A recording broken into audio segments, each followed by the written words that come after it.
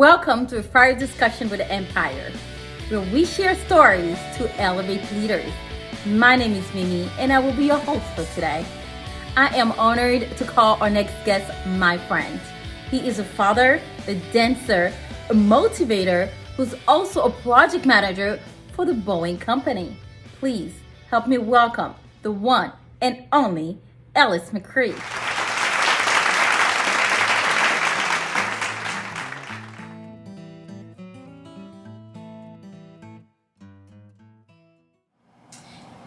How would you describe your childhood? Well, I really believe that my childhood was a guided childhood, and predominantly by the Most High, because there's so many significant events that have happened in my life that when it all comes together and it allows you to have so many experiences that you can relate to so many other people when they have these similar experiences, only the Most High, God, can have orchestrated my life. And then to be loved by the family, the parents, my dad, my mom, who played a significant role in my life, my sisters and brothers who, I quite honestly, I've learned from them. I've learned so much from my younger brothers and sisters and my older sisters, and just a diverse childhood, from having family surrounding you all the time, being comfortable, to being separated from family, to being reunited with family, and to understand the value that not only just your family, but strangers, adapting to strangers in your life and picking up on their qualities, their positive qualities, will shape you and prepare you for anything that you can come in contact with. So when I say diverse, I truly mean diverse. You know, there have been some major struggles. There have been some hospitals. I was a very inquisitive child. I tried a lot of things, and the consequences of being too fast, moving, testing everything, can sometimes have you end up in the hospital. Oh no. You know, and so I've had those kind of experiences. I've had some injuries that left permanent scars. Oh no. You know, but all of that helped make up the person I am. You know, I think I have a high level for dealing with pain, and that's because of some childhood experiences that forced me to deal with the pain, such that, okay, in my mind, I coach myself, and I can say, I can handle this, I'm gonna be all right, you know. So, a complicated childhood, at least, you know. Can you think of a scenario where you had to talk to yourself to get through that particular situation as a child? I guess at a very young age, I must have been like 5 and a half, 6 years old. Mm-hmm. And I was trying to keep up with the older guys that were out playing. And they approached a barbed wire fence, and they climbed over it with no problem. Oh God, that sounds dangerous. But I wasn't that successful. I actually got pinned on it, having barbed wire go through my hand. And I remember when they ran to get help, my mom had to hold me up in the air while the emergency medical people snipped both ends of it and take me to the hospital with the barbed wire in my hand.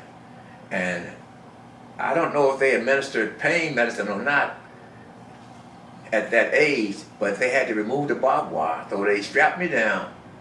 They forced my mom out of the room, and they took that barbed wire out of my hand. I remember a lot of pain associated with it, but shortly thereafter, I don't remember the pain or the healing process. You know, I just remember maybe I blacked out as a kid, and, you know, whatever. But the Most High had me then. You know, he said, "I got you, son. You can survive this." And that level of pain sort of set a standard in my mind of what I can really bear.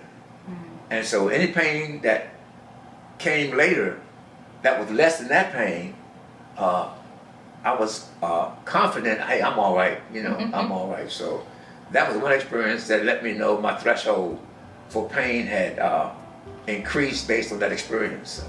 Wow. And that's only one of them.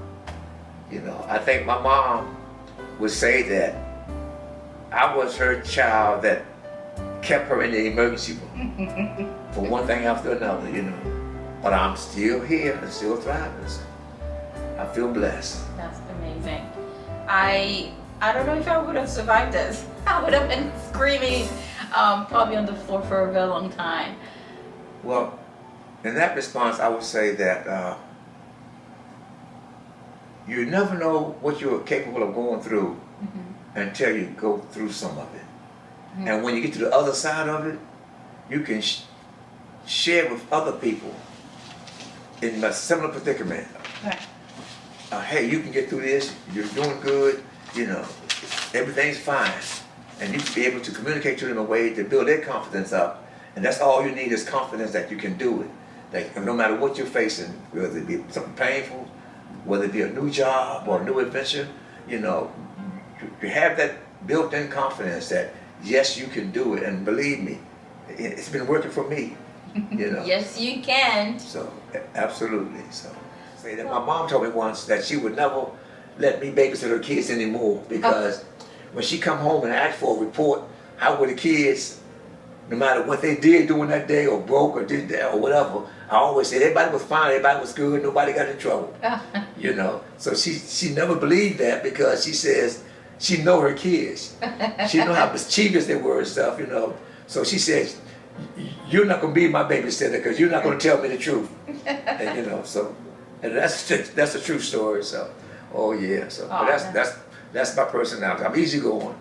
And I know my shortcomings. I know I need to be forgiven for a lot of things. So I find it easy to forgive because I need to be forgiven. And that's another philosophy that I live with, you know. And I preach that a lot too, especially to my kids. I preach that, you know. Oh, the more you forgive, the easier it becomes to forgive. So, okay. Yeah. Well, speaking about your kids, tell me a little bit about your kids. I have 5 kids. I have my first born, my son, he was born, he was 4 months old. He was conceived before I went to Vietnam. And he was 4 months old when I held him for the first time when I came back from Vietnam. You know, he's a JR, he's a junior. And he's got a lot of my traits, very athletic. As a matter of fact, right now, I tried to talk him out of being a carpenter, but I was doing so well, subcontracting and stuff, that he admired that. And he said, I want to do that too, you know. And believe it or not, that's what he does. That's my oldest son. My oldest daughter is a 7-year gap between my firstborn and my secondborn. And she is remarkable in so many ways, how she adapted to her dad. And when she found out that I was on the gymnastics team, she was doing gymnastics, you know, all that type of stuff. And now she's very successful. She's probably the lead in the comm telecommunication team for Leidos at one of the other facilities, and doing quite well. And then you met my son Jamal. Yeah, he's easygoing. He's sometimes he makes you wonder what his aspirations really are. But he's very spiritual. He's very, very spiritual and very sensitive to other people's feelings as well. And then my last 2. My son, 𝐓𝐇𝐀𝐍𝐊, which stands for fast, middle name is 𝐬𝐻𝐇𝐀𝐍𝐊, means strong. And my youngest daughter, 𝐓𝐇𝐀𝐀𝐍𝐊.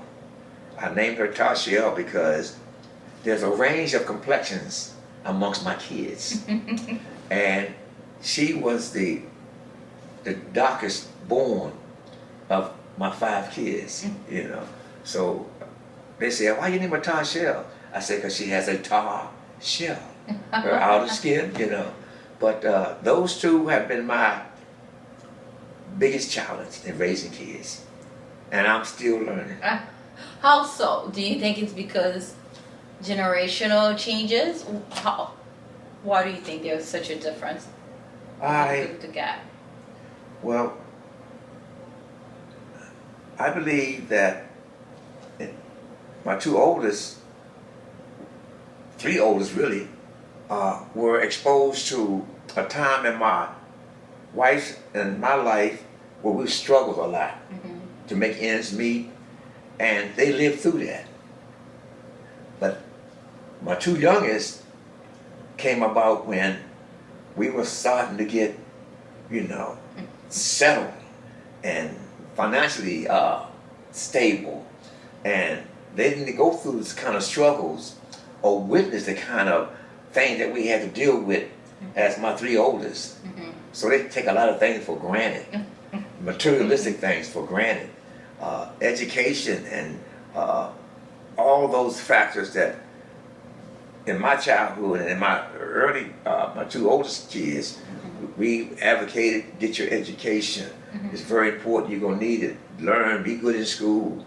And that being said, my 2 youngest, it was a challenge for them to be dedicated to education.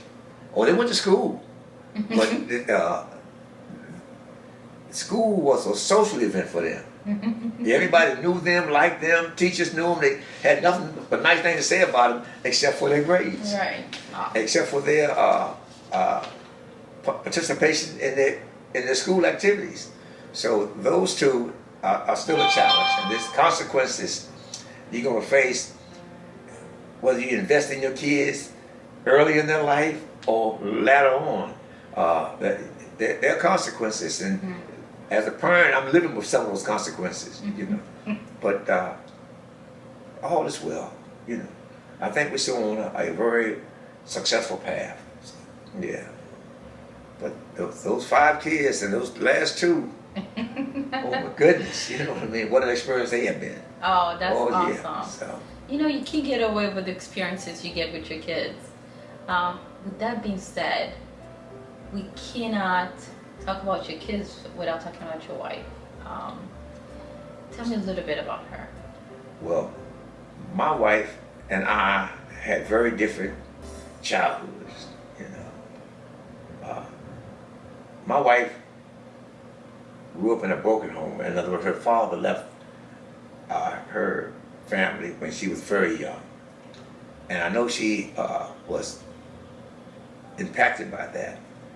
And I think it affected her in ways that as a couple surfaced in our relationship, you know.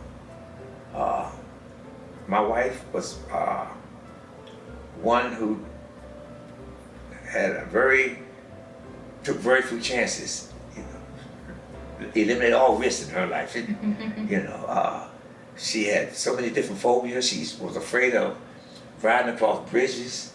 She was afraid of riding the elevators by herself. She was afraid of people playing with knives and stuff like that. She was very sensitive to things like that, but she was an excellent, caring mother.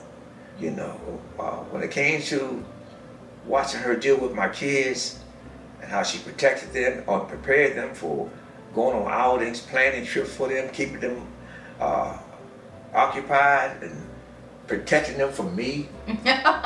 You know, for instance, when they weren't doing what they're supposed to do, she wouldn't let me know. She would find other ways to pacify them and hide a lot of those things from me. And so, my wife, we were meant for each other in so many ways. We were childhood sweethearts. I started dating her when she was 16, and I was 17 going on 18. And